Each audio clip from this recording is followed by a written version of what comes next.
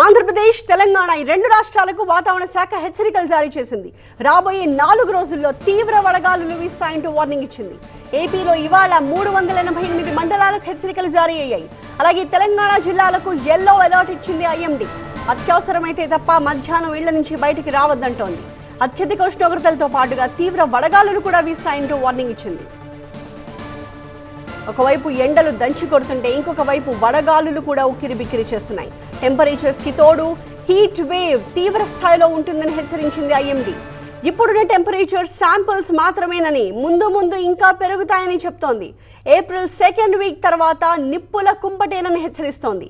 రాత్రిళ్లు సైతం గరిష్ట ఉష్ణోగ్రతలు నమోదవుతాయని బాంబు పేల్చింది వాతావరణ శాఖ.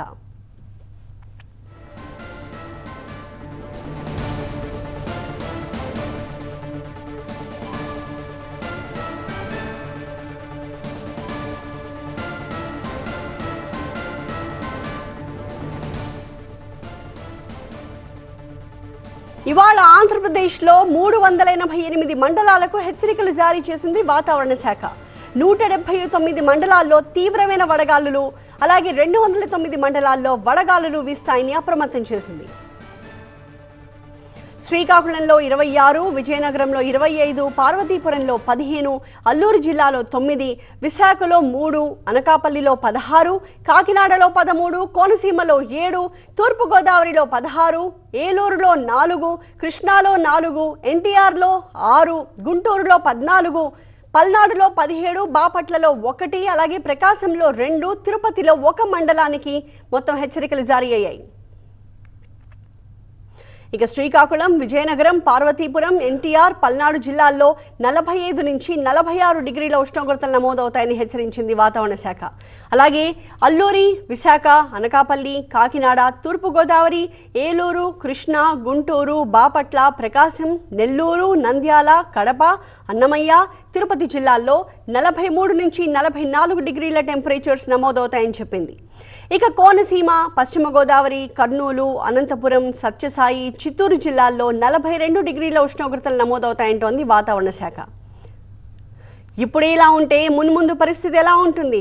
ఇదే ఇప్పుడు తీవ్ర భయాందోళనలు రేపుతోంది. ఎందుకంటే ముందుంది ముసళ్ల పండుగ అన్నట్టుగా అస్సలు సిసలు ఎండాకాలం ముందుంది అంటోంది ఐఎండీ. మరి మున్ముందు ఎండలు ఏ రేంజ్లో ఉంటాయో ఊహించుకోవాలి. ఏప్రిల్ 6వ తారీఖు రాయలసీమలో అన్ని జిల్లాలలో కూడా 1-2 చోట్ల వడగలులు వీచే అవకాశం ఉంటుంది. ముఖ్యంగా కోస్తాంధ్రాలో కూడా నెల్లూరు, ప్రకాశం, పల్నాడు, ఎన్టీఆర్, గుంటూరు, కాకినాడ మరియు పార్వతీపురం, మన్యం జిల్లాలలో కూడా 1-2 చోట్ల వడగలులు వీచే అవకాశం ఉంటుంది. మిగతా జిల్లాలలో వేడి, తేమ, అసౌకర్యమైన వాతావరణం వీచే అవకాశం ఉంటుంది. వృద్ధులు, చిన్నపిల్లలు, గర్భిణులు అప్రమత్తంగా ఉండాలని సూచిస్తున్నాము. తరచుగా నీళ్లు, నిమ్మరసం, మజ్జిగ, ORS తాగాలి. తేలికైన మరియు లూజుగా ఉన్న కాటన్ డ్రెస్సెస్ వేసుకోవాలి. ఎండల్లో బయటికి ఉదయం 11 గంటల నుండి సాయంత్రం 4 గంటల వరకు వెళ్ళరాదు. బయటకి వెళ్ళేటప్పుడు పొడగు, టోపీ, చెప్పల్, సన్ గ్లాసెస్ ధరించుకోవాలి. మా ప్రతినిధి శివకుమార్ లైవ్ లో జాయిన్ అవుతున్నారు తాజా సమాచారంతో. శివకుమార్, ఐఎండీ 2 రాష్ట్రాలకు కూడా తీవ్ర హెచ్చరికలు జారీ చేస్తోంది. ఈ క్రమంలో అధికారులు ఎలాంటి చర్యలు తీసుకుంటున్నారు, ఎలాంటి జాగ్రత్తలు చెప్తున్నారు ప్రజలందరికీ? అలాగే ప్రజలు కూడా స్వచ్ఛందంగా పాటించాల్సిన ముఖ్యమైన జాగ్రత్తల గురించి అధికారులు ఏం చెప్తున్నారు?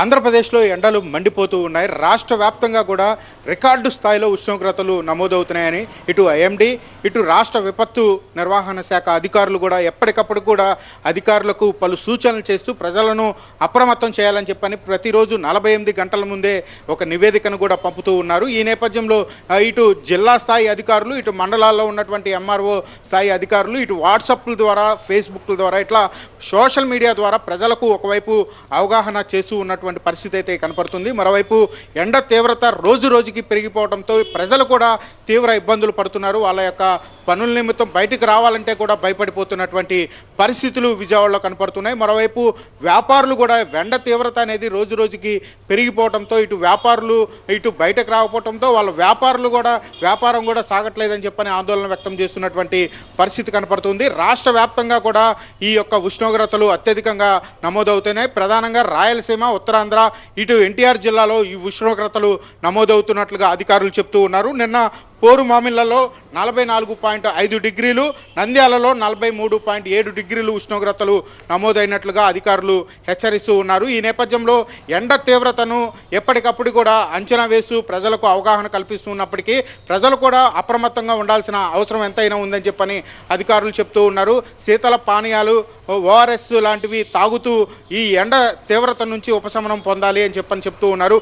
మరోవైపు వృద్ధులు కావచ్చు, పిల్లలు ఇలా ఎండలోకి వచ్చి ఆటలాడటం అటువంటివి చేయకూడదు. దానివల్ల అనారోగ్యం పాలు అయ్యే అవకాశం ఉంది. కాబట్టి ప్రజలు పిల్లల పట్ల కూడా చాలా జాగ్రత్తలు తీసుకోవాలని చెప్పని హెచ్చరికలు జారీ చేస్తూ ఉన్నారు. ఈరోజు 100కు పైగా మండలాల్లో కూడా వడగాలులు వీచే అవకాశం ఉన్నట్లుగా వాతావరణ శాఖ అధికారులు చెప్తూ ఉన్నారు.